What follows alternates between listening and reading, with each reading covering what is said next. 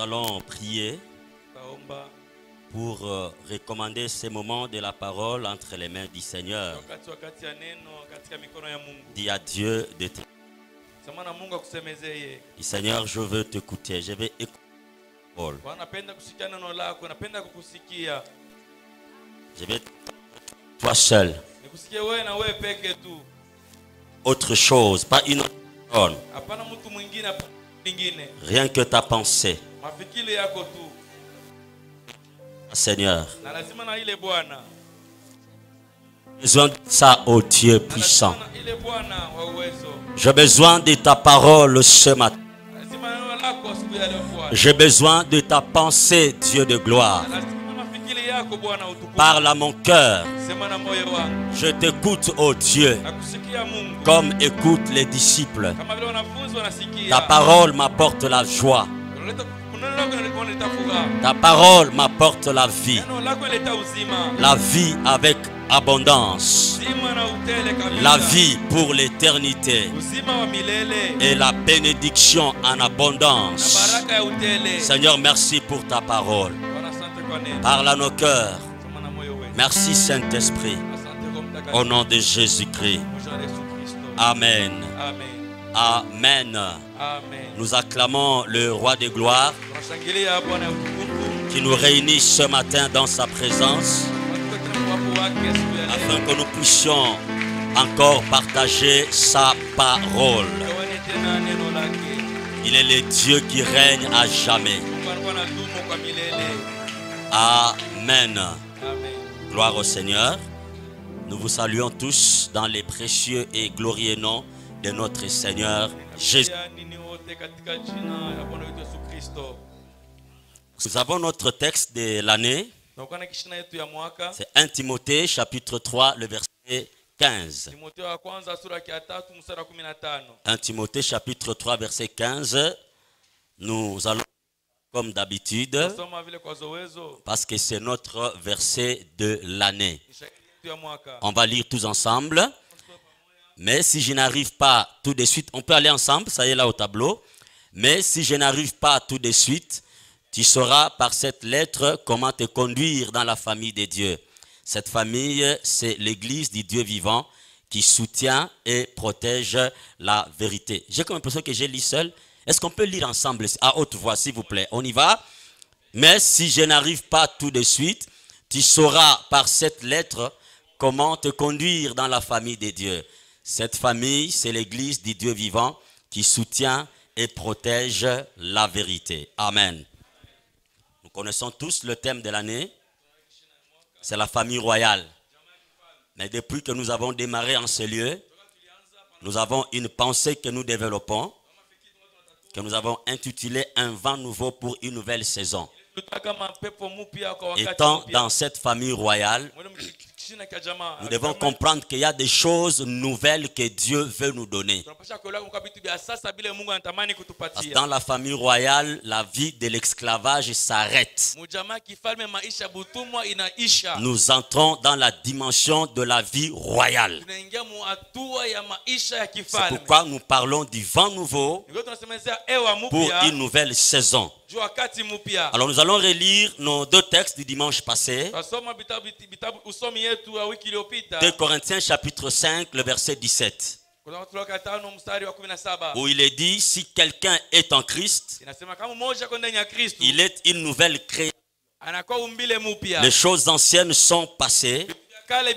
Voici, toutes choses sont devenues nouvelles. Quand la chorale chantait, et ils étaient en train de chanter le cantique qui dit, il tient tout l'univers entre ses mains. Alors directement une pensée est montée en moi pour dire, voyez de quel amour Dieu nous a aimés. Il tient tout l'univers, visible et invisible. Il tient ça entre ses mains. Donc, il a ça comme ça entre ses mains. Mais maintenant, ici on nous dit, si quelqu'un est en Christ, il est une nouvelle création. Cela veut dire quoi? Quand tu crois en Jésus-Christ comme Seigneur et Sauveur de ta vie, c'est Dieu-là qui tient tout l'univers entre ses mains. Il te sort de l'univers et il te place en Christ. Parce que Christ est en dehors de l'univers. Tu comprends ça? Parce que l'univers est entre les mains de Christ. Maintenant, toi, tu es en Christ. Donc, on te sort de l'univers et on te met en Christ. C'est-à-dire qu'au même titre que Christ, tu contrôles l'univers.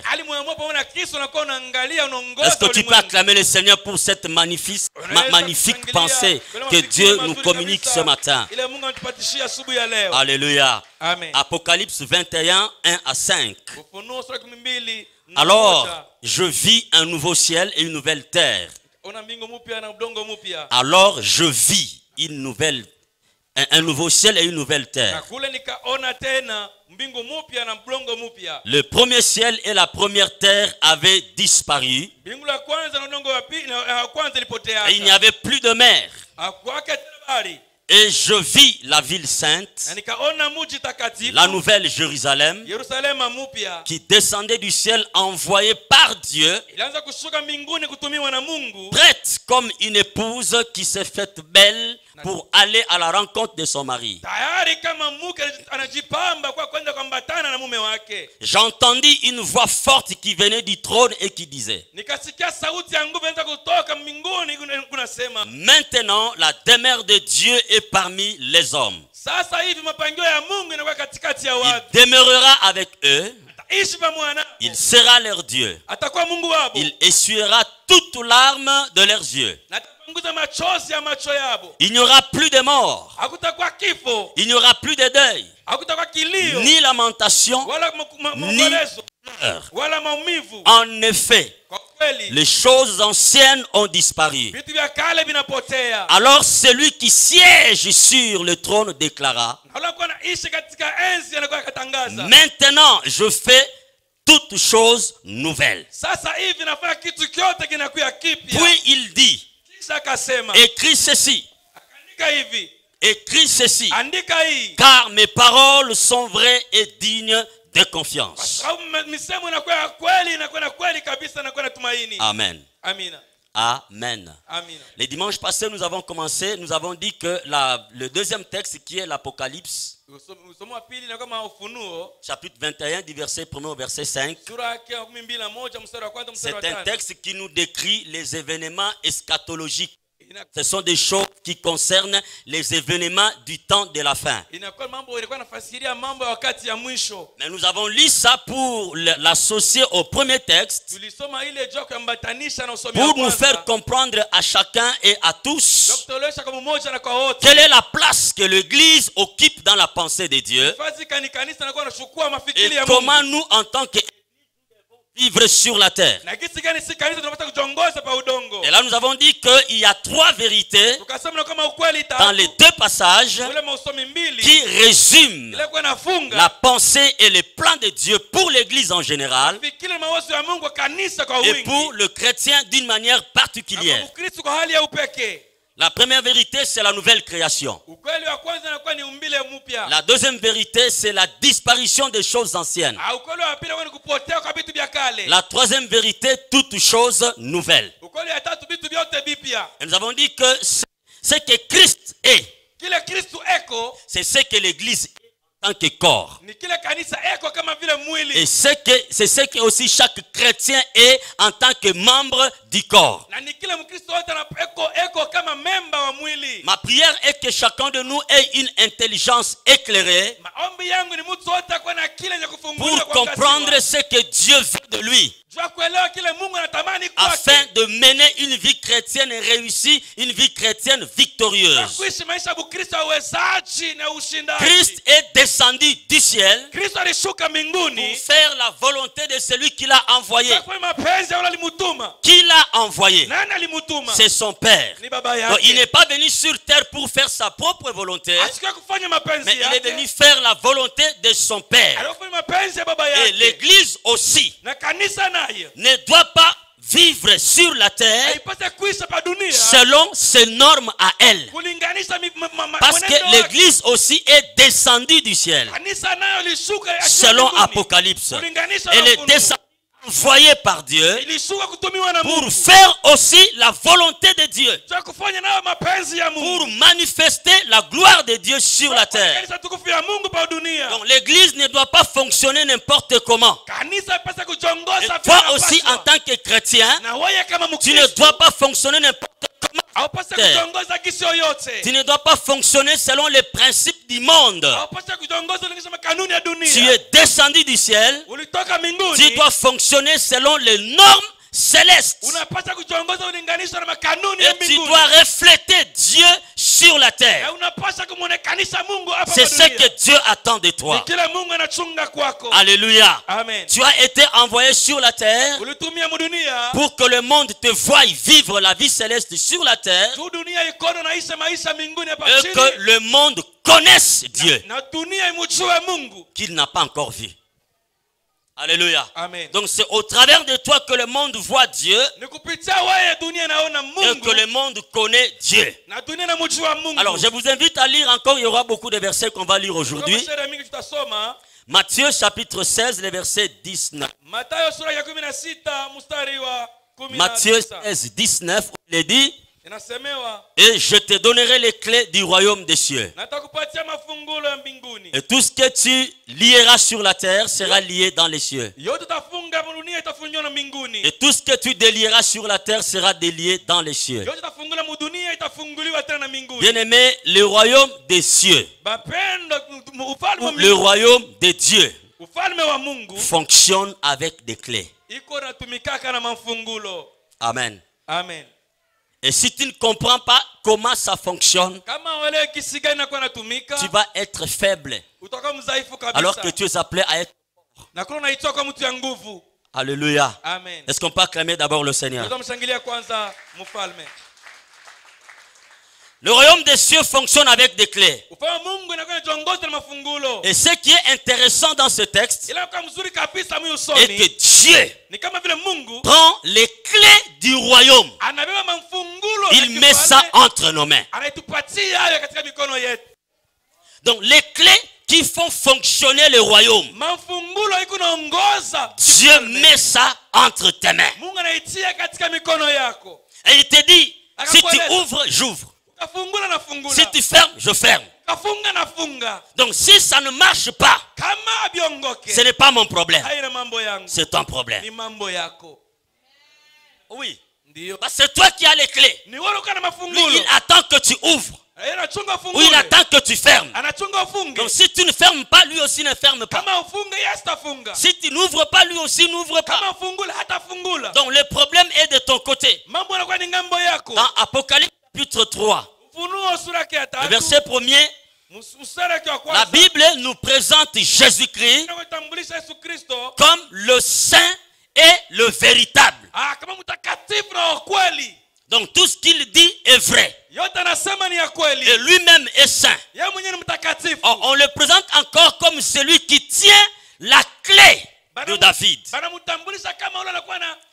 Et quand il ouvre, personne ne peut fermer. Et quand il ferme, personne ne peut ouvrir. Et c'est celui-là même qui, quand il ferme, personne ne peut ouvrir. Quand il ouvre, personne ne peut fermer. Celui qui prend les clés du royaume, il met ça entre tes mains. Donc il dit, travaillons ensemble, collaborons.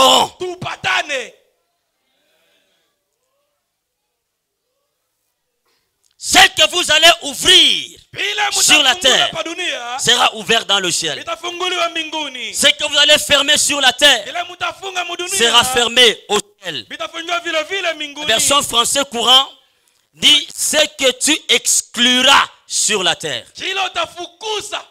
sera exclu dans le ciel. Ce que tu accueilleras sur la terre sera accueilli dans le ciel.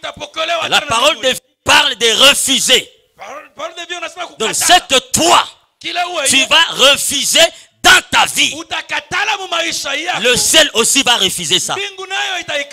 Ce que toi tu vas accepter dans ta vie, le ciel aussi va accepter ça. Et j'ai aimé la version Semeur où il est dit, ce que tu interdiras,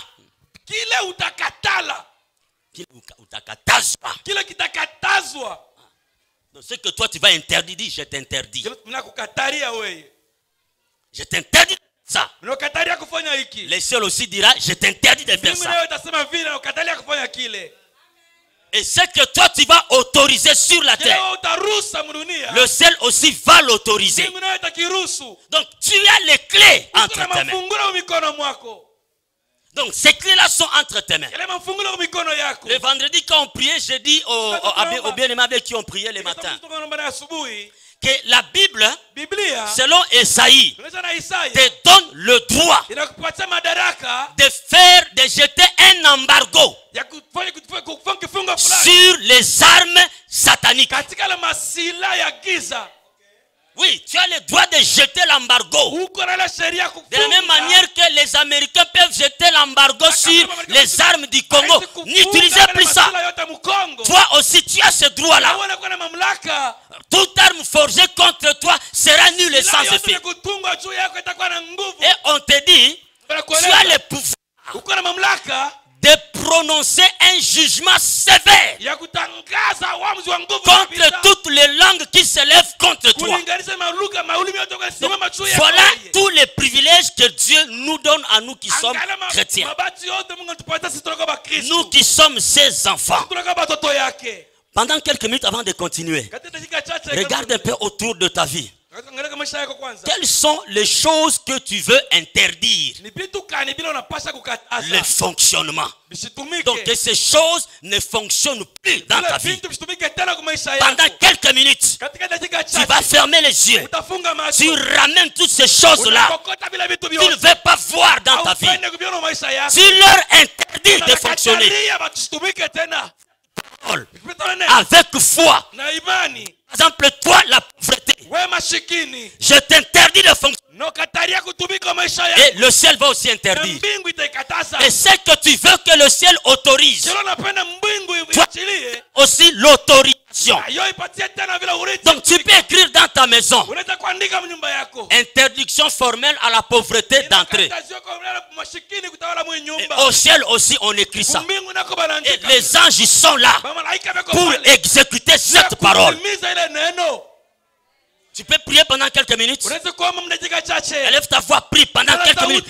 Sois sérieux. Tu peux pas, par exemple, des avortements. À chaque fois que tu es grosse, tu avortes. À chaque fois que tu es grosse, tu avortes. Mais tu dis, je t'interdis de fonctionner dans ma vie au nom puissant de Jésus. Et maintenant là même, le ciel aussi va interdire ce mouvement-là. L'argent qui entre sans voir qu'est-ce que tu as fait avec. Non, tu interdis ce mouvement des dépenses inutiles. Tu interdis ça au nom de Jésus. Parce que le pouvoir t'est donné d'interdire. Et le ciel aussi va interdire. Et tu autorises ce que tu veux voir fonctionnel dans ta vie. Commence à autoriser ça. Autorise la promotion. Autorise la gloire. Autorise l'élévation. Autorise des voyages de toutes sortes. Autorise la sagesse, l'intelligence dans tes enfants. Autorise le calme dans ta maison. Autorise ça. Je t'autorise, je t'autorise, je t'autorise. Au nom puissant de Jésus, c'est toi qui as la clé et le ciel va acter. Seigneur, merci. Est-ce qu'on peut acclamer le roi? Acclame bien le roi en poussant des cris de joie.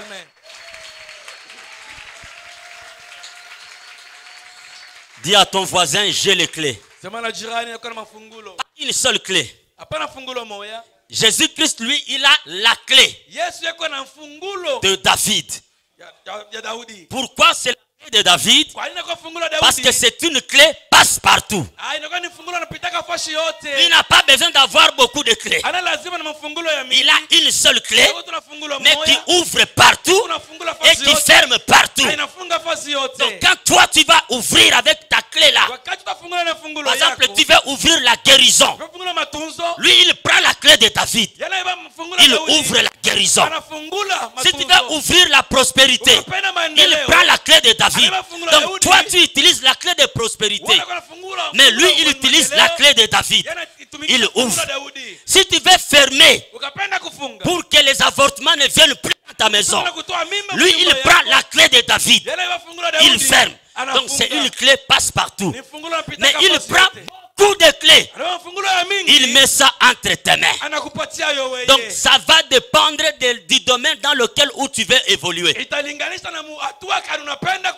ne dépend plus de Dieu, ça dépend de toi. Regarde ton voisin, dis-lui, tout dépend de toi maintenant. Dis-lui, ça dépend de toi, parce que tu as les clés. Alléluia. Amen. Il y a plusieurs clés du royaume des cieux qui sont entre nos mains. Donc tu as ces clés-là. Et tu dois les utiliser pour la manifestation de la vie divine dans ta vie. Alors, je vais 4 clés selon les textes d'Apocalypse 21, 1 à 5. Les textes que nous avons lus. Il y a 4 clés que j'ai découvertes là. Mais ce matin, je t'en donne une seule. Alléluia. Je te donne une clé ce matin. Et ça s'appelle la vision divine.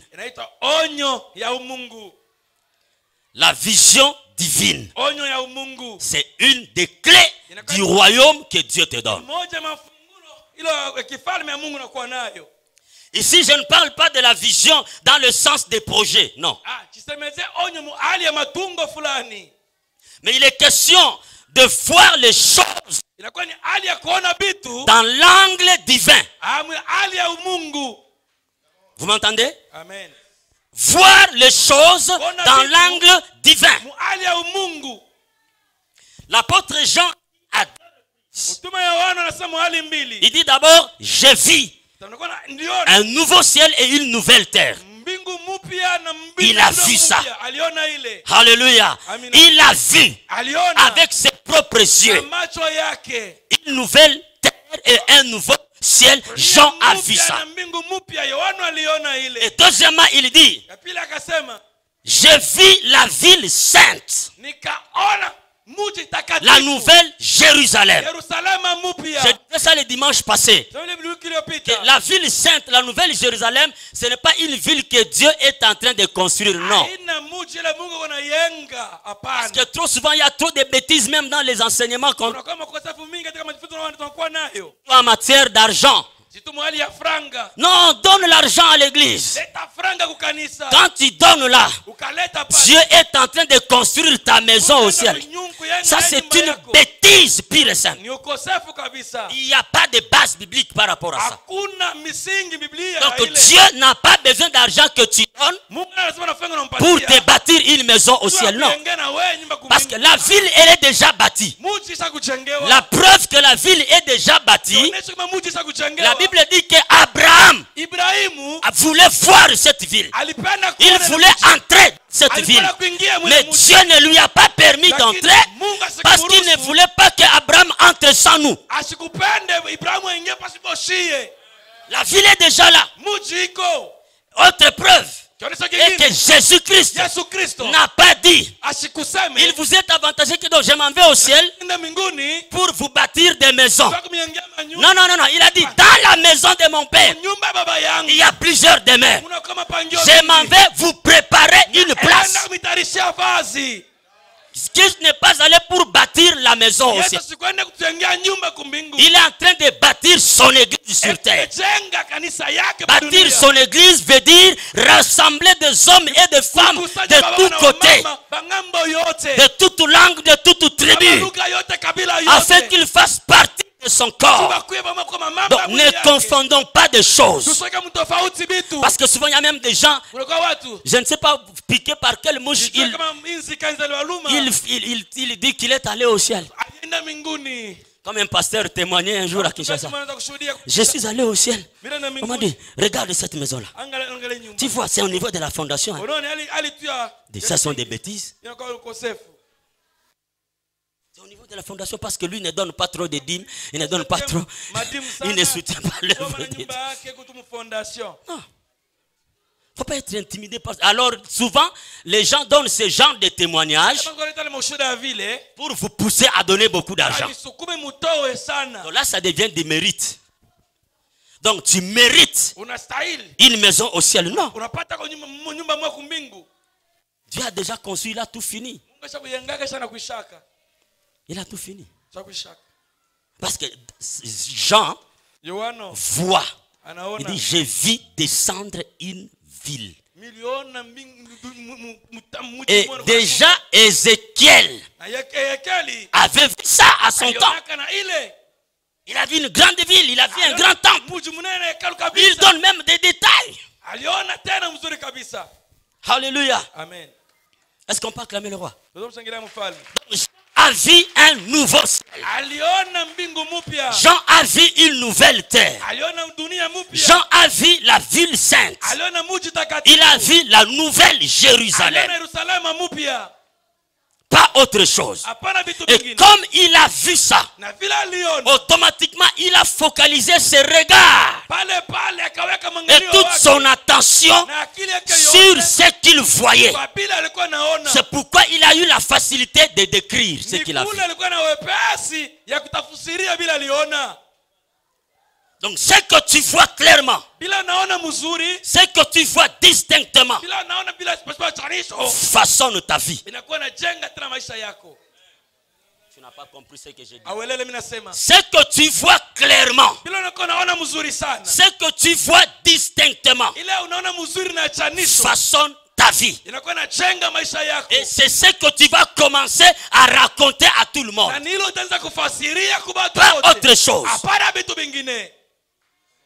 Dans Ézéchiel chapitre 40, que Ézéchiel a été transporté par l'esprit pour voir ce que Dieu a voulu qu'il voie. Lui-même, Ézéchiel dit au verset 4, il me dit, donc Dieu dit à Ézéchiel, toi l'homme, ouvre tes yeux et ouvre tes oreilles. Sois très attentif à tout ce que je vais te montrer. Car c'est pour le contempler que tu as été amené ici. Donc, Dieu te transporte dans une certaine dimension de la vie pour te faire voir des choses. Quand tu vas les contempler, tu vas les emmagasiner en toi. Tu sauras bien les décrire et tu sauras bien orienter ta vie par rapport à ce que tu as vu. Alléluia. Amen. Et au verset 5, il dit ensuite tu raconteras aux Israélites tout ce que tu auras vu. Tu ne racontes rien parce que tu n'as rien vu.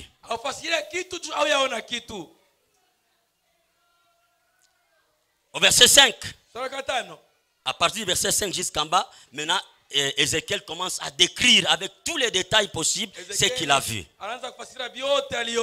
Alors ce matin, s'il y a quelque chose que tu vas retenir avant de continuer,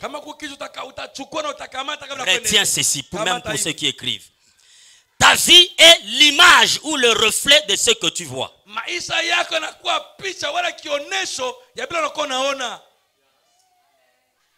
Ta vie, c'est le reflet et l'image de ce que tu vois.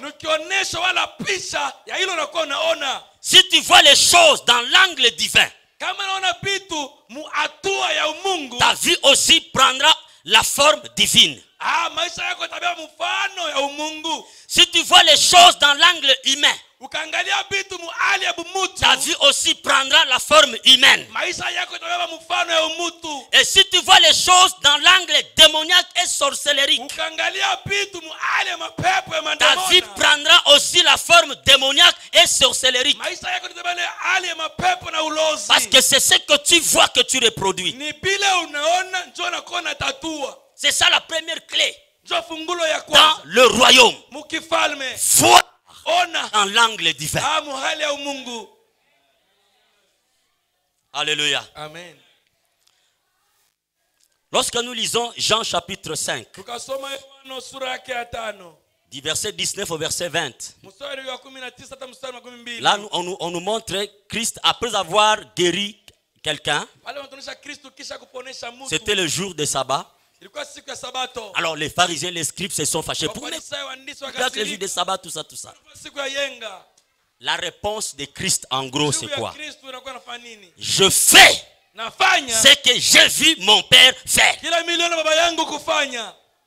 Donc je reproduis exactement ce que j'ai vu au ciel. C'est ce que je reproduis sur la terre. Donc Christ était en train de vivre sur la terre avec la vision céleste. Il menait sa vie sur la terre dans l'angle divin. Donc il voyait des choses comme Dieu et il les reproduisait au milieu de ceux qui ne voyaient rien. Oh Mungu wangu.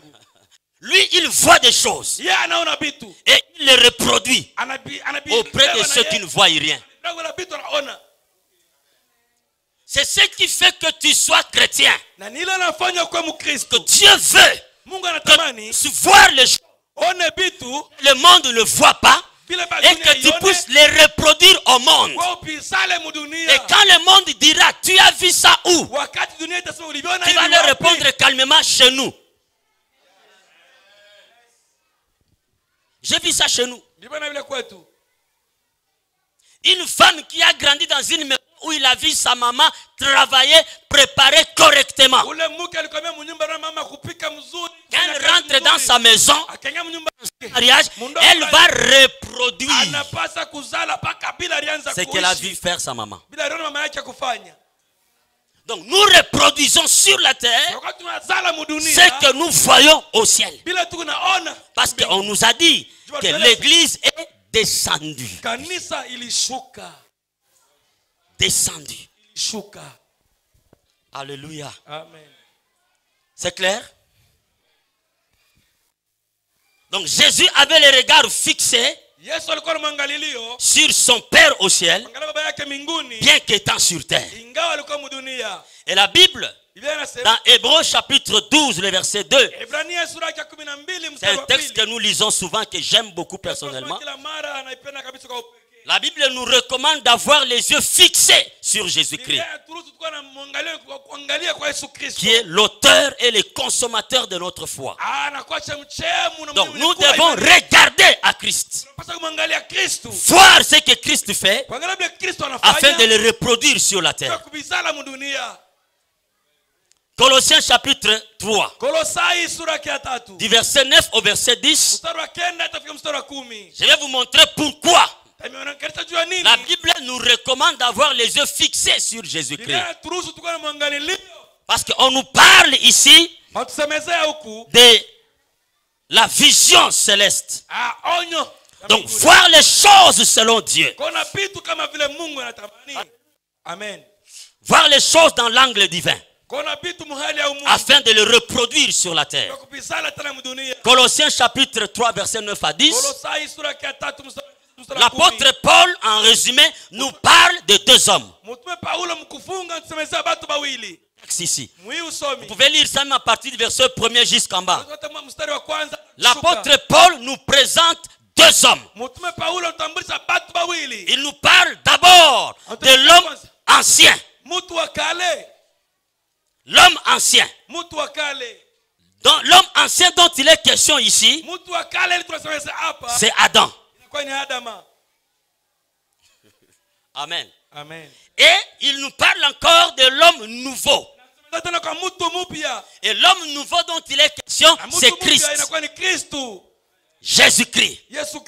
Et la Bible dit, si quelqu'un est en Christ, est-ce que jusque-là ça passe? On peut évoluer? Si quelqu'un est en Christ, il n'est plus en Adam. Oui. S'il est en Christ, il n'est plus en Adam. Adam, c'est l'homme ancien. Celui qui est en Christ est une nouvelle création. Parce qu'il est membre de l'homme nouveau.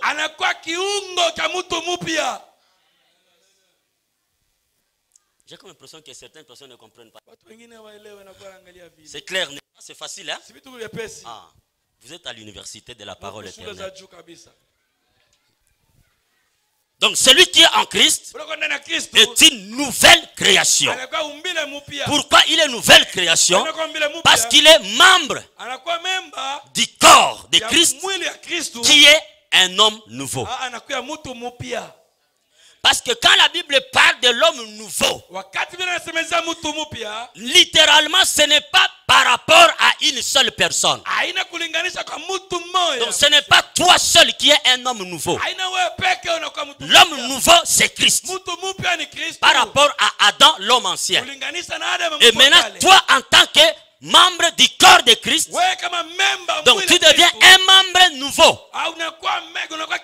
une nouvelle création dans le corps nouveau. Est-ce qu'on peut acclamer le roi? Donc dans l'homme nouveau, il n'y a rien d'Adam. Je dis bien, il n'y a rien d'Adam dans l'homme nouveau. Jésus-Christ, par sa mort et son ensevelissement, il a mis fin à l'homme ancien et à ses actions. Et par sa résurrection, il fait apparaître l'homme nouveau. C'est pourquoi Paul dit que tout ce qui est ancien a disparu. Et toutes choses sont devenues nouvelles. Dans la version d'Arby, il est dit, les choses vieilles sont passées. Les choses vieilles sont passées avec la vieille nature. Et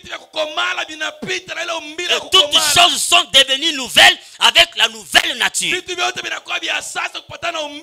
Avec Christ, dans lequel nous sommes. Alors, si tu regardes à l'homme nouveau, qui est Jésus-Christ, tout ce que tu vois, c'est cela que de belles choses. Alléluia. Amen. Donc si tu regardes, si tu vois les choses dans l'angle divin, et que tu ne regardes qu'à Christ, on te dit, ayons les regards fixés sur Jésus-Christ, qui est l'homme nouveau. Et quand nous regardons qu'à l'homme nouveau, comme l'homme ancien n'est plus, et les choses anciennes ne sont plus, tout ce que nous verrons, ce sont de nouvelles choses. Pas des anciennes choses. Tu verras aussi les nouvelles choses. D'abord toi-même. Comme lui c'est un homme nouveau, tu vas te voir toi-même une nouvelle création en lui. Un membre nouveau en lui. Et automatiquement tout ce que tu verras autour de toi, ce sont des choses nouvelles. Et tu manifesteras les choses nouvelles dans ta vie. Et tu vivras dans le repos. Pourquoi tu t'agites? Si vous lisez bien quelque part, il dit la mer, donc il n'y aura plus de mer. La mer va disparaître. Hein? Il voit la nouvelle Jérusalem, le nouveau ciel, la nouvelle terre. Et il dit la mer n'était plus. Donc la mer c'est un signe d'agitation. Il n'y aura plus d'agitation dans ta vie. Quand tu vois l'homme nouveau, et tu te considères toi comme un membre nouveau dans l'homme nouveau, tu vois les nouvelles choses. Tu manifesteras les nouvelles choses et tu vivras dans le repos. On nous a amenés très loin avec l'évangile pour nous maintenir dans les tentations, alors qu'il nous faut le repos. Donc si tu continues à regarder à l'homme ancien, tu verras les anciennes choses et tu manifesteras les anciennes choses et tu vivras une vie de lutte et de multiples combats. C'est pourquoi chaque jour, tu ne fais que te repentir, tu ne fais que chasser les démons, tu ne fais que te pleurer. Seigneur, je suis tombé. Seigneur, je suis tombé, relève-moi. Et puis, tu aimes beaucoup les versets qui disent, cette fois les justes tombent, cette fois Dieu les relève. C'est quel juste? Les justes de l'Ancien Testament.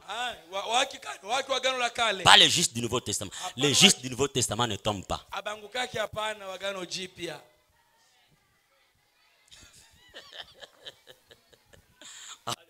Amen. Tu tombes parce que tu aimes tomber. Parce que tu regardes aux anciennes choses. Regarde, mais pourquoi tu tombes comme ça? Non, réponds-lui, toi qui en as pour dire, parce que je regarde aux anciennes choses.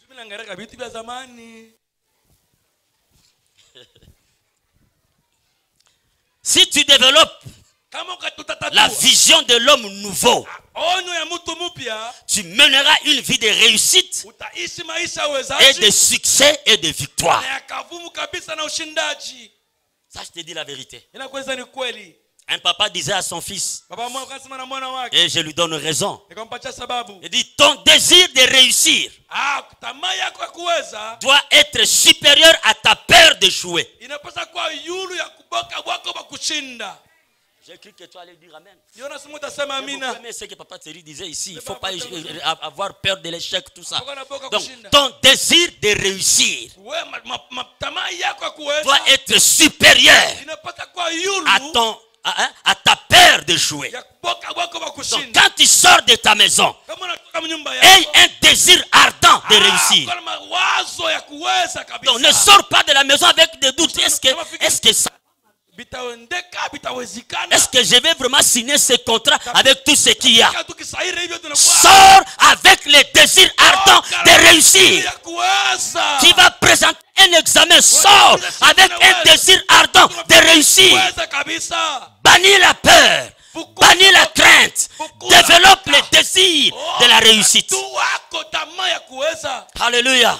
Donc en tant que nouvelle création, si tu veux que ton désir de réussir soit toujours supérieur à ta peur d'échouer, écoute bien ici. Si tu veux que ton désir de réussir en tant que nouvelle création que tu es soit supérieur à ta peur d'échouer, tu dois garder ta vision de l'homme nouveau au-dessus de la vision de l'homme ancien.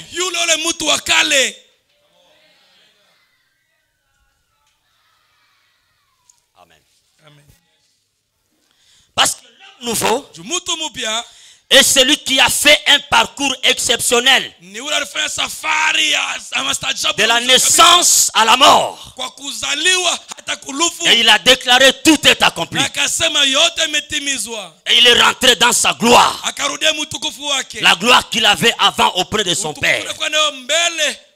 Tandis que l'homme ancien a échoué au début de sa marche. Et il a été chassé du lieu de sa gloire. Pourquoi? Parce que donc, chaque fois que tu commences un travail, on te chasse. On t'engage 3 mois après, on te licencie. Parce que tu as les regards fixés sur l'homme ancien qui échoue. Qui a été chassé de son lieu de bénédiction. Mais si tu développes la vision de l'homme nouveau, lui, il réussit toujours. Alléluia. Que ta vision de l'homme nouveau soit supérieure à la vision de l'homme ancien. Est-ce que je parle à quelqu'un? Je dis que ta vision à toi de l'homme nouveau, que ta vision de nouvelles choses, que ta vision de la nouvelle Jérusalem soit supérieure à la vision de mauvaises choses, à la vision des choses anciennes, à la vision de l'homme ancien.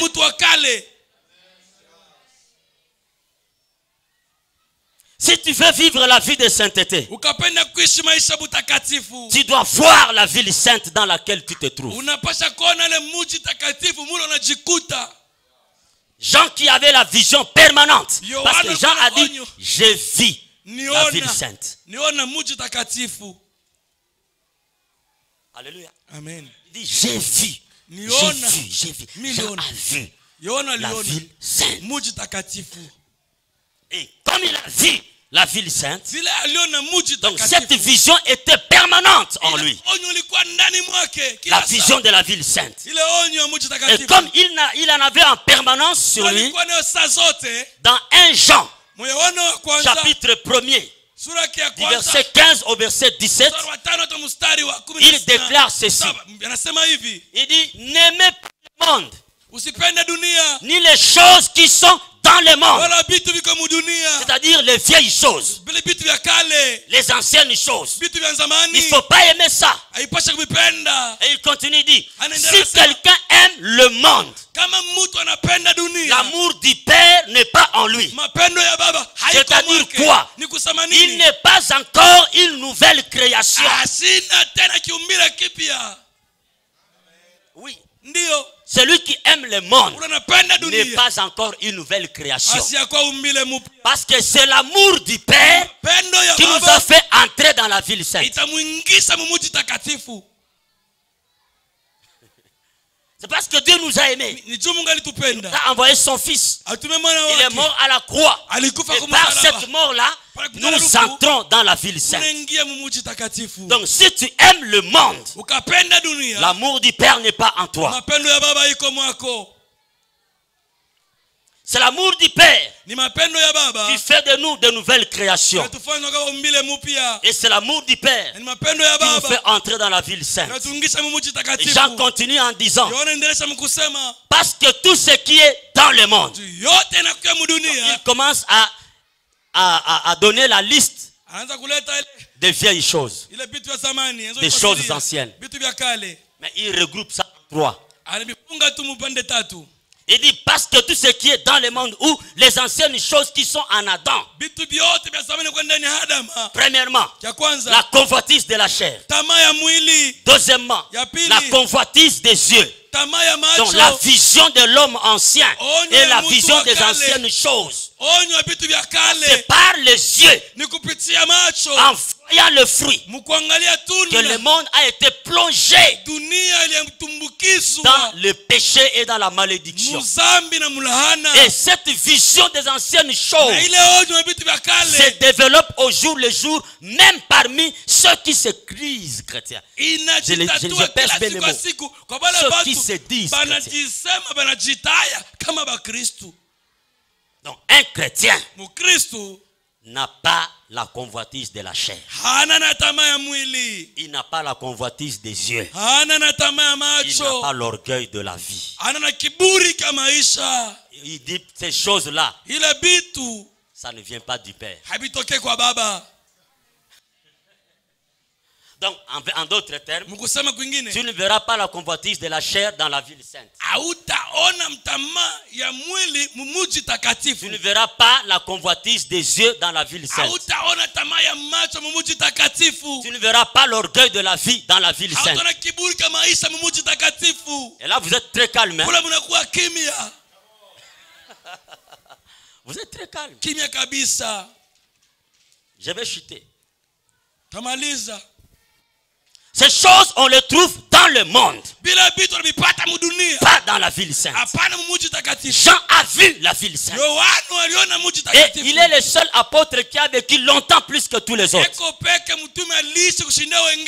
Et nulle part on fait mention du péché des gens. Nulle part on a dit que Jean a fait ceci. Pourquoi? Parce qu'il a vu la ville sainte. Ses regards étaient fixés sur la ville sainte. Il savait qu'il faisait partie de la ville sainte. Et il ne peut que manifester la ville sainte sur la terre. Tu es dans quelle ville? Regarde ton voisin, dis-lui, tu es dans quelle ville? Le psalmiste appelle, il dit, il nous appelle les habitants de Sion. Nous là, nous sommes les habitants de Sion. Donc Sion, c'est la ville sainte. Alors si tu es un habitant de Sion, Sion c'est la ville sainte. Toi tu vois quoi? Et ce que tu exprimes là, tu vois ça tout. Non, dis amen très bien. Dis amen bien. Jean continue encore à décrire ce qu'il y a. Donc, il parle toujours de la cité là, de la ville. Apocalypse 22, 14. Je vous parle de la ville sainte, je vous parle de nouvelles choses, je vous parle du nouveau ciel. Les dimanches passés, je vous ai dit, nous ne fonctionnons pas sous un ciel ancien. Nous fonctionnons sous un ciel nouveau. Le ciel ancien, c'est un ciel de jugement. C'est un ciel de condamnation. Mais nous sommes sous un ciel de grâce. Un ciel de gloire. Un ciel où tout est pur. Oh mon Dieu, je suis en train de choquer quelqu'un ce matin. Non, je suis en train de bénir quelqu'un ce matin. Je suis en train d'aider quelqu'un à quitter la vie inutile pour entrer dans une vie de gloire. Bien-aimé, comment peux-tu accepter? On te prend des canons, on t'amène dans la maison de Félix Tshisekedi. Désormais tu vas habiter ici. Mais qu'est-ce que tu vas voir dans sa maison? Tu ne verras rien qui vient des canons. Rien. Tu ne verras même pas les bibois-bois.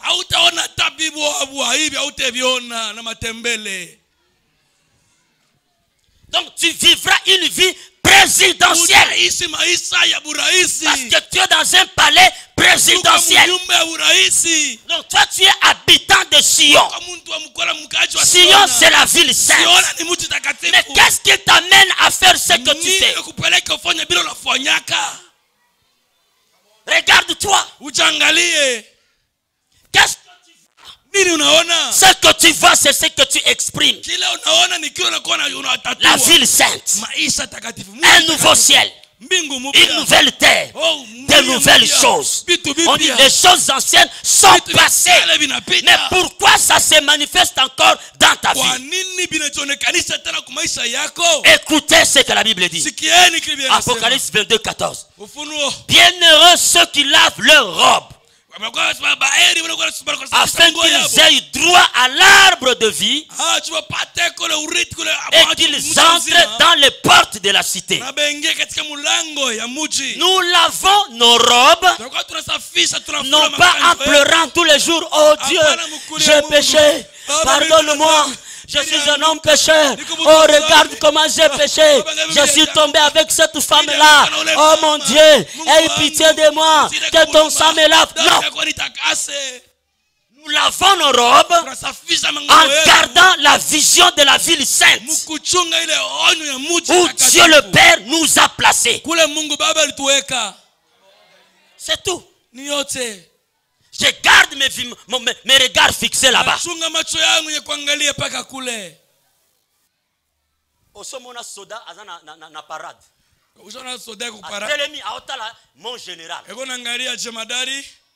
hata inzi mpana mloma kumsikia sababu astafanya hivi azotala mon général eko langala paka chamadari wake mais yo omiotala général wewe olokalo kuangalia chamadari mwanzinza leki nzinzi mwana pita tikisa kwanza hivi ngongi unapika tena hivi mwingine. C'est pourquoi tu es distrait. Ni kule uko mpunye kule ngama. Tu vois, pose la question à ton voisin, tu vois quoi? Unaona nini? Quand je te vois mener ta vie, nikakuangalia naishi, ça ne reflète pas ce que tu es censé voir. Aionekanishe kile kinakupasha wewe kuona. Oh l'église, l'église, l'église, l'église. Frère, je te choque, hein? Non, tu es béni, hein? Alléluia. Jean dit ceci. Au verset 15.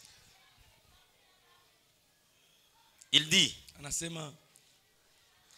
Dehors, donc il commence à citer des choses qu'on ne doit pas trouver dans la vie. Il cite ça l'une après l'autre. Donc ça fait partie des choses anciennes. On ne peut pas trouver ça dans la ville où toi tu vis. Si néanmoins tu vis là-bas réellement. Et je prie que tu vives là. Voilà ce qu'on ne doit pas trouver dans cette ville-là. Il commence par les chiens. Les chiens n'ont pas droit là-bas. Les chiens ont beaucoup de... pas le temps de vous expliquer ça ici. Deuxièmement, les magiciens ou les sorciers.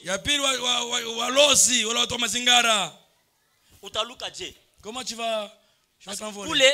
Avec la sorcellerie. Dans la ville sainte, tu ne sauras pas t'envoler parce que tu ne peux pas. On dit tu n'entreras pas. Et ça m'étonne que quelqu'un est dans l'église et il est sorcier. C'est étonnant. On m'a raconté l'histoire d'un pasteur qu'on a bouffé par les sorciers. Les sorciers, on m'a même dit que non, ce sont les sorciers, ce sont des gens qui chantent dans Asaph. Pasteur. Alors, quand ils ont bouffé les pasteurs, celui qui l'a remplacé a changé, c'était les gens de Asaph et les anciens compris. Alors, le pasteur qu'on a remplacé a chassé tout le monde. Il a renouvelé l'équipe. Quand il renouvelle l'équipe, les gens là que lui a chassés, hein? Tu nous as chassés. Ils l'ont encore bouffé. Dans l'église. À Sion. Non, écoutez, à Sion, la sorcellerie ne fonctionne pas. Je le déclare tout haut. À Sion, la ville sainte, la sorcellerie ne fonctionne pas parce que ça n'entre pas là-bas. Toi, tu es habitant de Sion. Tu es dans la ville sainte. La sorcellerie, ça ne peut pas entrer. Ça ne... Dans ta maison. C'est étonnant. Quelqu'un m'a dit, papa, on a dit qu'il y a quelqu'un qui est à l'église là, qui cherche ta tête. La tête de Gauthier. La tête du général. Moi je ne suis pas Jean-Baptiste. Hein? À qui on coupe la tête facilement. Non. Et puis il continue de dire, le Seigneur a dit que si c'est monsieur-là, ou si cette dame-là, je ne sais pas, ne se répand pas, vous allez, la preuve est que vous allez enterrer quelqu'un les jours qui viennent ici. Dieu ne m'a pas envoyé à l'Ikassi pour enterrer les gens. Il m'a envoyé pour communiquer la vie. Et si tu es là dans la salle ce matin, que Dieu te soutienne, que Dieu se révèle à toi, que tu quittes l'ancienne vie, que tu... Uingie musiona hali ya mzuri kabisa. Entrera là-bas. Hautaingia pale. Musiona. Pas de sorcier. Hakuna walozi. Pas de sorciers. Donc quand même un sorcier vient dans ta maison, regarde-les et tu ris. Il dit, ici c'est Sion. Alléluia. Amen. Ici chez moi c'est Sion. Les sorciers ne fonctionnent pas ici. Est-ce qu'on peut acclamer le roi? Il ne fonctionne pas. S'il y a un complot de la sorcellerie contre ta vie, je déclare ça nul et sans effet. Je proclame que cela aille dehors. Dehors de ta vie, dehors de ta maison, dehors de tes entreprises, dehors, dehors, dehors. Le sorcier dehors, pas dans la maison. Les fornicateurs, Benamasanji, dehors, pas dans la maison. Donc, tous ceux-là qui font la fornication,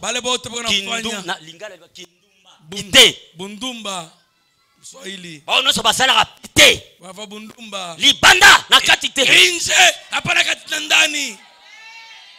pite libanda kindumba libanda nanda kute na vile na biso te.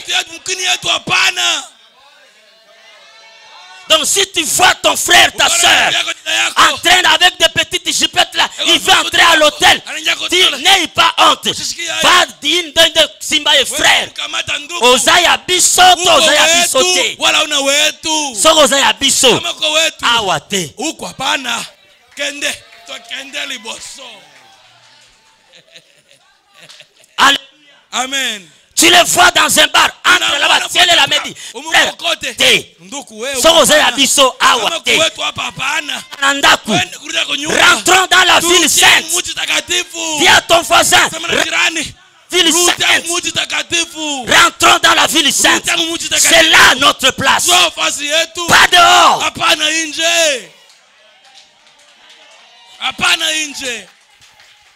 La faiblesse de l'église, c'est ça.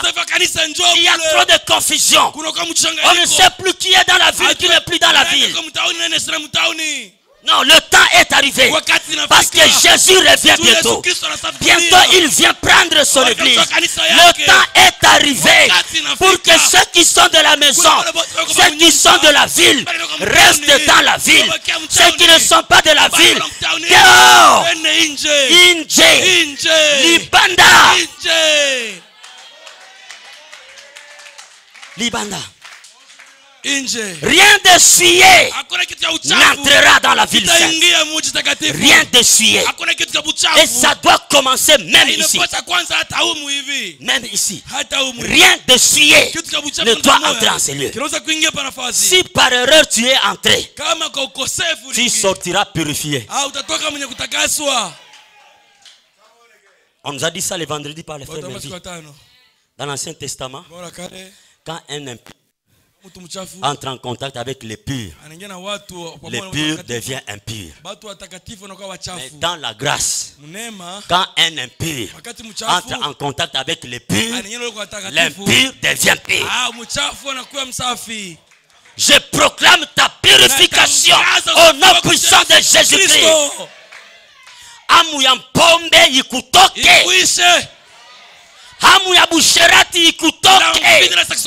Mujina la Yesu Kristo. La ville sainte. Pas de fornicateurs là-dedans. Et les idolâtres. Et quiconque aime et fait les mensonges. Tous ces gens-là. Batolokuta. Bongo Samai. Bongo san mai tu. Dehors. Inje. Dis à ton voisin, si jusqu'à aujourd'hui tu continues à mentir, ta place c'est dehors.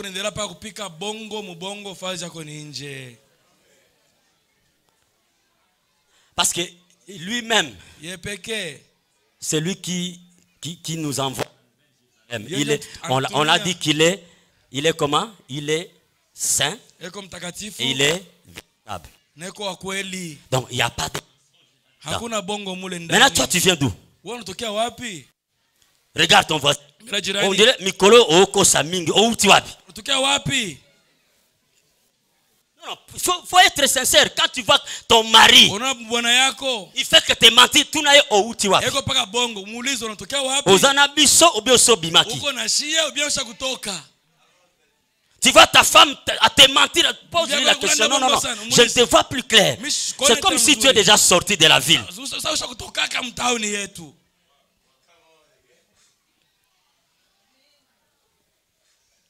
Waouh. Les gens qui sont derrière là me regardent avec des... Qu'est-ce qu'il veut dire lui? Peut-être qu'il va me citer que moi j'ai... Non, non, non, non, non, non. Je te prophétise que le mensonge n'a pas de place dans la ville sainte. Donc dit ceux qui aiment et ceux qui font les mensonges. Donc il y en a qui aiment mentir. Mais il y en a dont le mensonge c'est leur carrière.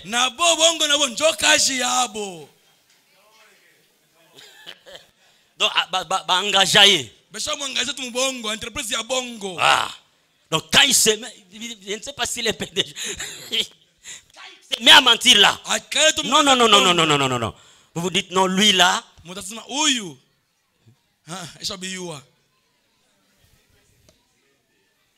Non, que Dieu nous aide. Que Dieu nous aide. Dis à ton voisin, je t'aime tellement que je vais te voir dans la ville sainte. Et je vais te voir manifester les caractères de la ville sainte. La ville sainte. Alléluia. Amen. Alléluia. Amen. Bien aimé, nous allons prier.